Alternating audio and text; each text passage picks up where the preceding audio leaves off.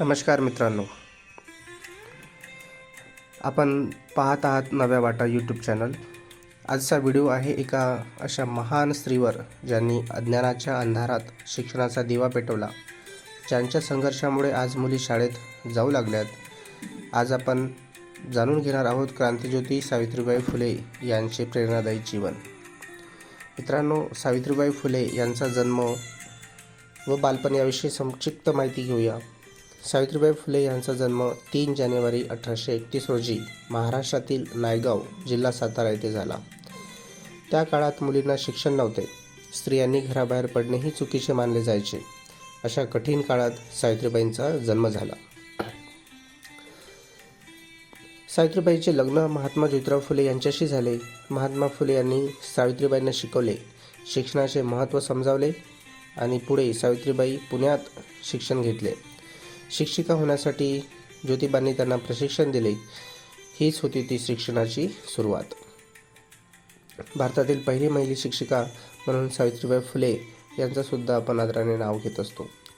1848 साली पुण्यातील भिडेवाडा येथे महात्मा फुले आणि सावित्रीबाई फुले यांनी मुलींची पहिली शाळा सुरू केली।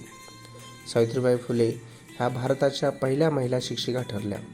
ही घटना म्हणजेच स्त्री शिक्षणातील क्रांती होय आणि इथूनच पुढे झाली महिला क्रांती, स्त्री शिक्षण क्रांती। मित्रांनो, हा मार्ग अजिबात सोपा नव्हता। लोक दगड, शेण फेकायचे, शिवागीड करायचे, शिकवू नकोस म्हणून धमक्या द्यायचे, पण सावित्रीबाई रोज अतिरिक्त साडी घेऊन शाळेत जायच्या। अपमान सहन करूनही थांबल्या नाहीत, हेच खरे धैर्य। सावित्रीबाई फुले केवळ शिक्षिका नव्हत्या, त्या एक महान समाज सुधारक होत्या। त्यांनी विधवांसाठी आश्रम सुरू केले, बालहत्या प्रतिबंधासाठी काम केले, अस्पृश्यतेसाठी लढा दिला, स्त्रियांच्या सन्मानासाठी आवाज उठवला। त्यांचे कार्य आजही प्रेरणादायी आहे। सावित्रीबाई फुले या उत्तम कवयित्री होत्या। त्यांचे ग्रंथ काव्य फुले, बावनकशी सुबोध रत्नाकर, त्यांच्या कविता शिक्षणाचे महत्त्व सांगतात, अन्यायाविरुद्ध आवाज उठवतात। 1897 साली पुण्यात प्लेगची भयानक साथ आली होती।